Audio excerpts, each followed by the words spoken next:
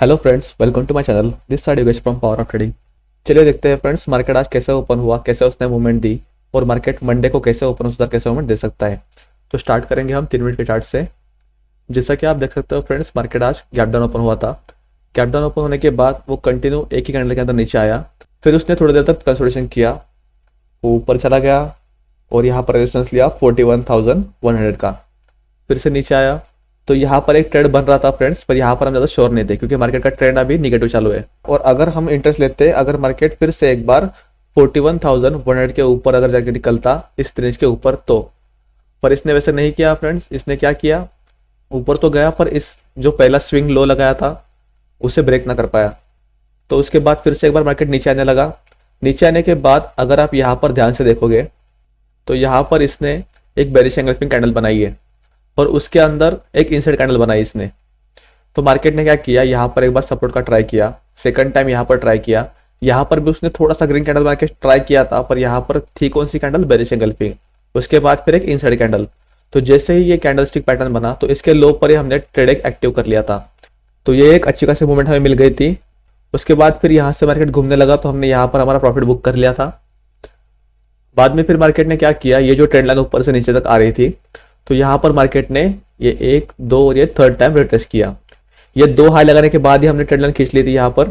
तो इसने third time जो रेजिस्टेंस लिया तो हमने देखा कि अगर मार्केट फिर से एक बार इस रेंज को ब्रेक करता है तो फिर से एक बार हम डाउन ट्रेंड में आ सकते हैं। यहाँ पर अगर आप पैटर्न ढूंढोगे तो ये है शूटिंग स्टार पैटर्न।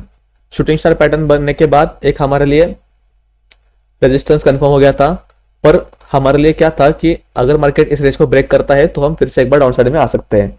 तो जैसा कि आप देख सकते हो फ्रेंड्स, यहाँ पर इसने क्या किया है, एक बेरिश कैंडल से यहाँ पर इसने ब्रेकआउट दिया है।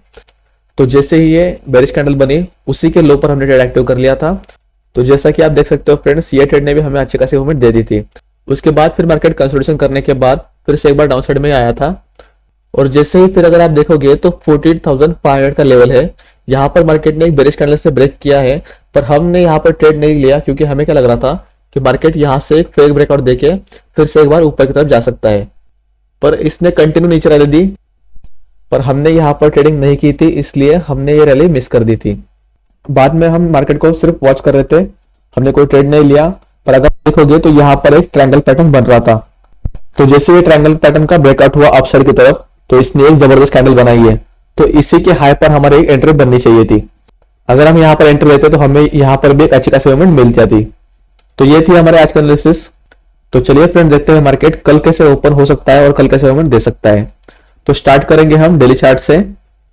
डेली चार्ट में अगर हम देखेंगे फ्रेंड्स तो मार्केट ने आज भी एक बड़ा मूव दे चुका है डाउनसाइड की तरफ, क्योंकि एक पैनिक सेलिंग आ चुकी है, इस वजह से मार्केट कंटिन्यू नीचे गिरता जा रहा है।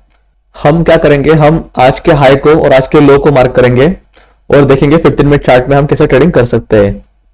तो चलिए फ्रेंड, देखते हैं 15 मिनट चार्ट में।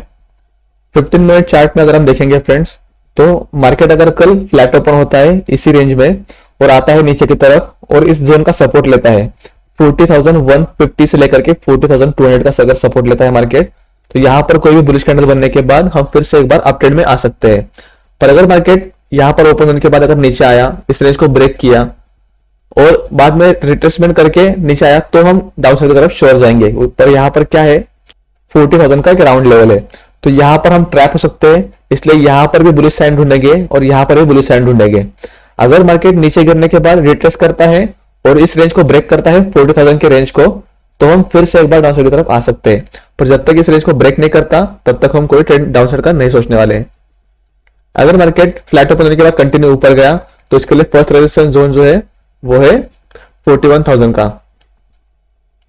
हो सकता है मार्केट यहाँ पर एक नेगेटिव कैंडल बनाए या फिर 40,900 से लेकर के 40,800 तक यहाँ पर कोई नेगेटिव कैंडल बनाए। ये दोनों भी कंडीशन में हमें एक थोड़ा सा डाउन साइड का मूव मिल सकता है। पर अगर मार्केट यहाँ पर रुकने के बाद थोड़ी देर कंसोलिडेशन करने के बाद अगर ऊपर निकला तो हम फिर से एक बार अपसाइड की तरफ जा सकते हैं। और हमारा फर्स्ट टारगेट जो रहेगा वो आज की ओपनिंग प्राइस रहेगी 41,400 की। तो यहाँ पर हम हमारा फर्स्ट टारगेट बुक करने वाले हैं। अगर मार्केट कल गैप ओपन होता है लगभग 40,700 के पास में, तो हो सकता है मार्केट यहाँ पर एक सपोर्ट लेना ट्राई करें।